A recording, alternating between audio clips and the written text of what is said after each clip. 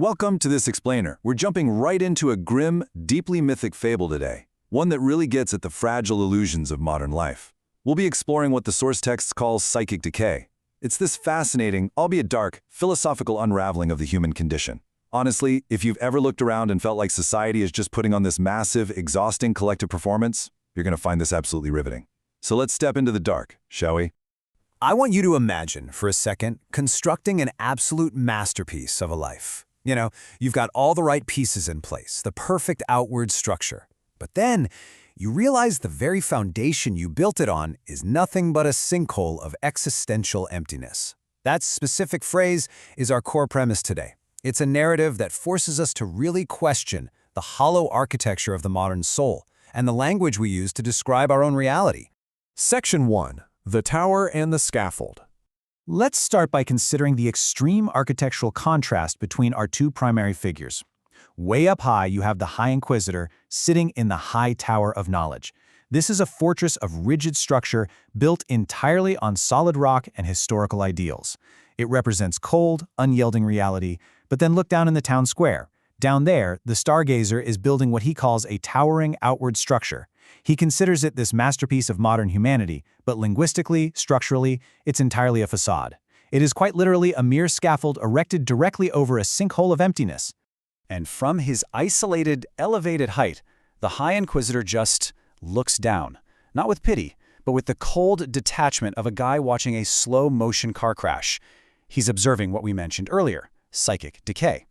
The text defines this as the defining trait of the modern human condition. It's that bizarre, terrifying phenomenon where the outward structures of the world are quietly, relentlessly crumbling beneath our feet, yet everyone just keeps smiling and pretending everything is perfectly fine. Section 2. A Performance for None. So up in his tower, the Inquisitor is reading from an ancient manuscript from the chivalric era, and it brilliantly illustrates a tragic philosophical shift. You see, ancient heroes possessed genuine substance. They had a purpose forged in blood and iron, and they stood upon solid rock. In stark contrast to that, the stargazer represents our modern era, which is essentially just a hollow performance. He's traded that solid rock for a fake sense of direction, relying on exhausting, empty virtue signaling just to validate his own existence. Meanwhile, down below, desperate to validate his so-called meaningful life, the stargazer is igniting these brilliant flares. He's throwing off sparks, trying to convince himself that his void is actually filled with treasures. It's a beautifully dark image, isn't it? Because these flares are really just momentary, blinding distractions. They're flares in a dark room, designed to do one thing: keep his eyes away from the encroaching dark. And you know what the tragic irony is here? This frantic, exhausting display is completely isolated. The Inquisitor watches these flares and he knows the brutal truth. It is a performance for an audience of none. Sure, the stargazer plays the part of a well-organized life absolutely perfectly, but there's no one actually watching. And that void beneath him, it remains completely starving. Section 3. The Gilded Scaffold's Rot. Yet the stargazer just keeps building his monument. He's frantically stacking floor after floor of fake direction. Now, why go through all this exhausting effort? Well, the source text is chillingly clear on this point. It's purely to drown out the terrifying, groaning sounds of the earth collapsing right below him.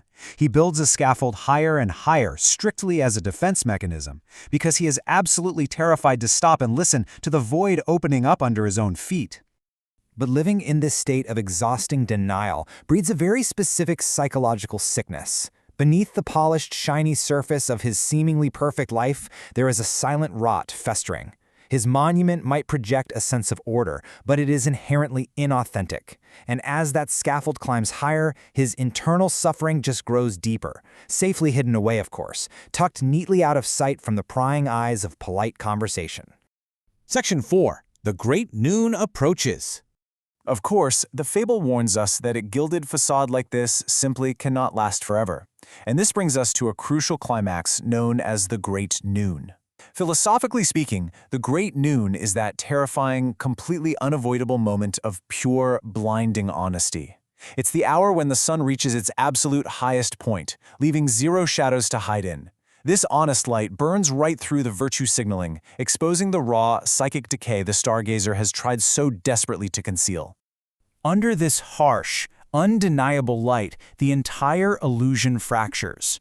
The repressed shadow, which the text brilliantly refers to as the unwelcomed guest, finally breaks free. All of that repressed substance, all the internal rot the stargazer buried so deeply under a scaffold, violently fluctuates out into the open daylight. The polite, carefully managed facade is officially over. Completely stripped of his illusions, the honest light hits him, and he is exposed as a shadowless man. He's revealed to be nothing more than a mere ghost, totally unraveling for the cold, detached eyes of the Inquisitor. His supposed masterpiece of modern humanity, completely devoid of any genuine substance, just dissolves into dust. Section 5. The Ultimate Unraveling. Now, the anatomy of this collapse is swift and it is absolute. Once the honest light of the great noon exposes the stargazer as this shadowless ghost, the foundation just gives way. Without any genuine substance to hold it up, the gilded scaffold catastrophically collapses. And with his outward structure completely gone, he has no choice. He is forced to finally embrace the raw, paralyzing fear of meaninglessness. The void simply swallows the facade whole. But wait, because here is the ultimate, profound twist of our fable. Up on his isolated height, the High Inquisitor closes his ancient book. He looks out at the horizon, and he is chillingly aware that even his own rigid, historical fortress is not immune. Think about that. Even the high tower of knowledge will eventually face this same inevitable unraveling. No outward structure, no matter how solid it seems, can permanently hold back the great noon. The Inquisitor knows that eventually every single one of us must stand upon our own corruption. So I'm going to leave you with this final, unsettling thought from today's explainer. When your own outward structures finally fall away, and when the hollow performances inevitably come to an end, what inner rot will you find yourself standing upon as your only remaining honest ground? Thank you for watching. Keep examining your structures,